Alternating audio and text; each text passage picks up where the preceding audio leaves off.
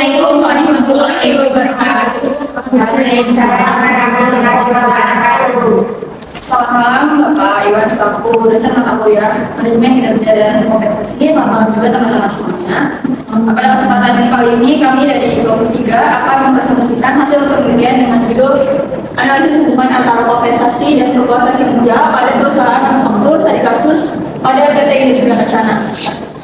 Presentasi ini disusun sebagai bagian dari pemenuhan tugas mata kuliah Manajemen Kinerja dan Kompensasi.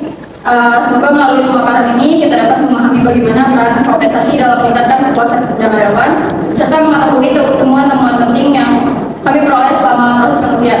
Sebelumnya perkenalkan terlebih dahulu, nama saya Anissa Lestari dengan NIM 6420787 dan teman-teman saya yang lain. Perkenalkan, nama saya Ramiatul Adawiyah dengan NIM 6423034. Perkenalkan, nama saya Iman Fiana dengan NIM 6420382. Perkenalkan, nama saya Febrian Febrian dengan NIM 6423000.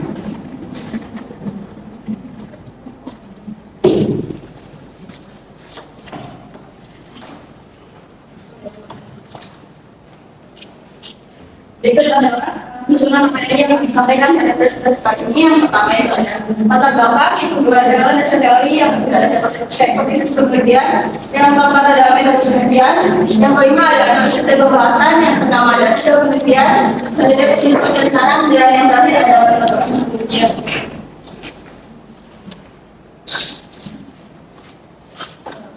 Sumber daya manusia merupakan salah satu faktor utama dalam keberhasilan sebuah perusahaan. Keberadaan sumber daya manusia yang berkualitas, termotivasi, dan puas terhadap pekerjaannya sangat berpengaruh terhadap kinerja perusahaan secara keseluruhan. Namun berdasarkan kondisi yang terjadi pada PT Industri Kencana, ditemukan bahwa banyak karyawan mengeluhkan mengenai gaji dan tunjangan yang dianggap tidak sebanding dengan beban kerja yang mereka jalankan. Situasi tersebut dikhawatirkan dapat menimbulkan beberapa dampak negatif seperti turunnya motivasi, menurunnya tingkat kepuasan kerja, bahkan penurunan kinerja karyawan dalam jangka panjang. Oleh karena itu diperlukan sebuah penelitian untuk mengetahui apakah sistem kompensasi yang diterapkan perusahaan benar-benar mempengaruhi tingkat kepuasan kerja karyawannya. Hasil analisis ini diharapkan dapat menjadi bahan masukan bagi perusahaan dalam memperbaiki ataupun pengembangan sistem kompensasi yang lebih baik. Berdasarkan latar belakang tersebut, maka rumusan masalah dalam penelitian ini ada 4. Yang pertama itu bagaimana sistem kompensasi yang diterapkan pada PT Industri Kencana saat ini, bagaimana tingkat kepuasan kerja karyawan di PT Industri Kencana, apakah terdapat hubungan yang signifikan antara kompensasi dan kepuasan kerja karyawan pada PT Industri Kencana, dan yang terakhir bagaimana rekomendasi skema kompensasi yang adil dan komprehensif untuk meningkatkan kepuasan kerja karyawan pada PT Industri Kencana. Selanjutnya ada dasar teori. Yang pertama ada kompensasi. Kompensasi merupakan segala sesuatu yang diterima karyawan baik secara langsung maupun tidak langsung, baik berupa pendapatan secara materi atau non materi sebagai timbal jasa atau kontribusi kerja, pengabdian terhadap perusahaan atau organisasi menurut FIFA tahun 2023. Kompensasi juga mencakup gaji pokok, tunjangan, insentif, bonus, dan penghargaan non finansial. Selanjutnya ada teori kepuasan kerja. Jadi kepuasan kerja adalah ukuran dari seberapa bahagia seorang pegawai dengan pekerjaan dan jabatan yang dimilikinya. Menurut Eros Maini et al. Tahun 2019, kepuasan kerja sangat berpengaruh terhadap kinerja, produktivitas, absensi, dan komitmen karyawan. Selanjutnya akan dijelaskan oleh teman saya.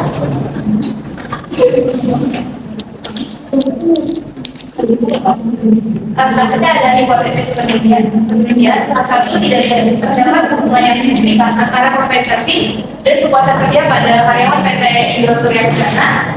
Untuk hal ini terdapat hubungan yang signifikan antara kompensasi dan kepuasan kerja pada karyawan PT Industri Kencana. Nah, di sini ada metode penelitian yang kita gunakan. Untuk pertama ada pendekatan penelitian, lalu ada pengumpulan data, dan teknik analisis data apa aja yang kita gunakan.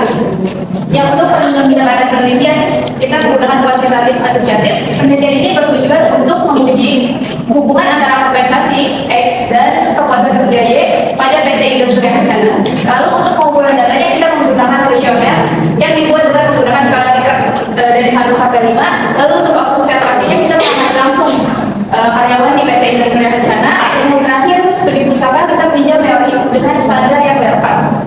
Dan di sini kita bisa lihat ada analisis analisis data. Untuk analisis statistik deskriptif yang digunakan selalu ada uji kualitas data, yang dimana ada uji validitas dan juga reliabilitas. Lalu ada uji asumsi klasik, ada uji normalitas, linearitas, dan uji heterogeneisitas. Lalu ada uji analisis regresi linear sederhana, dan yang terakhir uji hipotesis. Jadi ada uji parsial atau uji T, dan juga koefisien determinasi. Nah, ini untuk hasil uji instrumennya. Ini adalah hasil uji dari validitas. Kita melakukan atau memastikan bahwa setiap pertanyaan yang dibuat ini benar-benar mengukur variabelnya. Dapat kita lihat di sini untuk variabel X dan juga Y. Untuk mengukur secara validitas, R itu harus lebih besar daripada R tabel. Dan untuk R tabelnya di sini 0,213. Maka dapat kita lihat untuk R hitung ada 0,719, ini lebih besar daripada 0,213. Maka dapat dinyatakan bahwa pertanyaan ini dinyatakan valid. Begitupun untuk X1, X2, X3, X4, X5, X6, dan X7. Lalu untuk kepuasan kerja atau Y, dapat kita lihat di sini ada R hitungnya 0,877. Dan untuk R tabelnya 0,213, maka dapat kita lihat di sini ini dinyatakan valid. Selanjutnya ada hasil uji reliabilitas. Dilakukan untuk melihat apakah instrumen konsisten. Artinya jika konsisten, ini berkali-kali akan menghasilkan data yang sama. Hasil pengujian dalam penelitian ini diketahui bahwa seluruh instrumen penelitian, yaitu kompensasi X1 dan kepuasan kerja Y, dinyatakan reliable karena memiliki nilai Kronos alpha lebih besar dari nilai kritis yang direkomendasikan, yakni 0,60. Dapat kita lihat untuk nilai Kronos alpha kompensasi yakni 0,797, dan untuk Kronos alpha-nya 0,60, ini dinyatakan reliable. Lalu untuk kepuasan kerja 0,821, untuk Kronos alpha-nya 0,60, ini dinyatakan reliable. Untuk uji normalitas akan dilanjutkan oleh Mas Ek. Oke, selanjutnya di sini ada hasil uji normalitas. Bisa kita lihat pada tabel hasil pengujian normalitas pada penelitian ini terlihat bahwa titik uji atau garis itu menyebar menuju garis diagonal dan tidak menyimpang atau tersebar jauh dari garis tersebut. Jadi grafik plot ini mendekati garis diagonal, dan hal ini menunjukkan bahwa data yang diperoleh ini berdistribusi normal. Selanjutnya. Nah, di sini ada hasil uji linearitas. Berdasarkan hasil uji linearitas dengan menggunakan ANOVA, dapat disimpulkan bahwa hubungan antara variabel Y dan variabel X itu adalah linear. Jadi nilai signifikansinya kita ada di deviation from linearity sebesar 0,630, lebih besar dari 0,05 batas ambang signifikan, yang menunjukkan tidak dapat tidak terdapat penyimpangan hubungan dari bentuk linear. Dan model linear ini dianggap memadai untuk menggambarkan hubungan antara variabel. Jadi nilai sign-nya pada linearity ini sebesar 0,00, menunjukkan hubungan linear yang signifikan dan memberikan kontribusi nyata dalam model.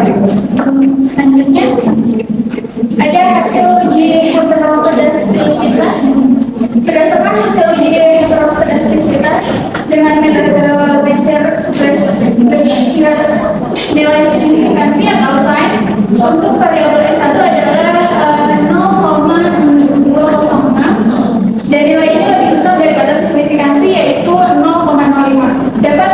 Sehingga dapat disimpulkan bahwa X1 tidak mengalami heterogeneisitas. Selanjutnya akan disampaikan oleh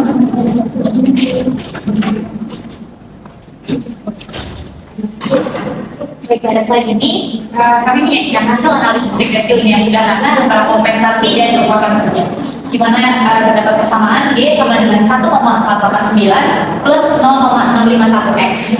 Y adalah kepuasan kerja dan Y dan X adalah kompensasi. Bisa kita lihat bahwa kompensasi memiliki pengaruh yang positif terhadap kepuasan kerja. Artinya, kalau kompensasi meningkat 1 poin, maka kepuasan kerja juga ikut meningkat sebesar 0,651 poin.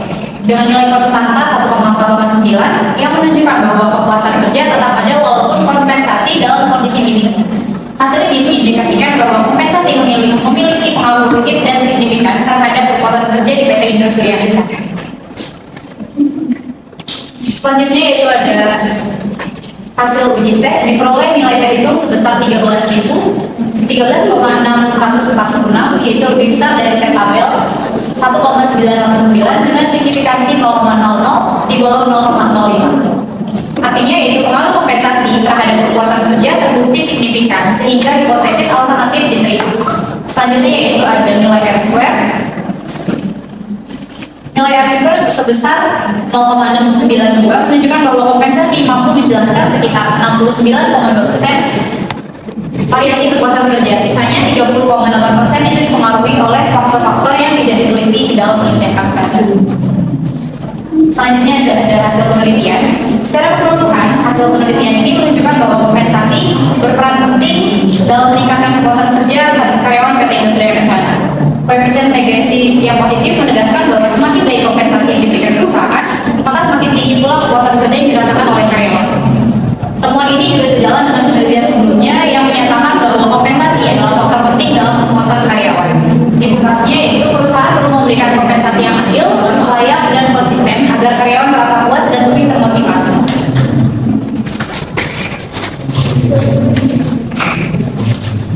Dari hasil penelitian dapat disimpulkan bahwa kompensasi berperan positif dan signifikan terhadap kepuasan kerja karyawan. Artinya semakin baik kompensasi yang diberikan oleh perusahaan, maka semakin tinggi pula kepuasan kerja karyawan.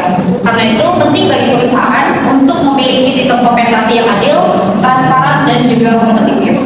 Sebagai sarannya yaitu perusahaan dapat menerapkan kompensasi berbasis kinerja, meninjau ulang struktur gaji dan tunjangan, serta meningkatkan transparansi dalam sistem kompensasi. Perusahaan juga perlu menyediakan tunjangan tambahan yang relevan serta menyediakan jalur karir dan kenaikan gaji yang lebih jelas. Selain itu, untuk rekomendasi skema kompensasi yang dapat diterapkan adalah skema yang seimbang antara kompensasi finansial, non-finansial, dan juga jangka panjang. Skema ini bertujuan untuk meningkatkan kepuasan kerja dan motivasi kerja secara berkelanjutan, sehingga karyawan merasa dihargai dan perusahaan dapat meningkatkan kinerja secara keseluruhan.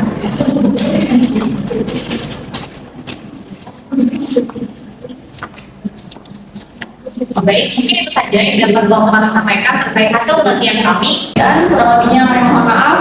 Kami tutup. Wassalamualaikum warahmatullahi wabarakatuh. Waalaikumsalam.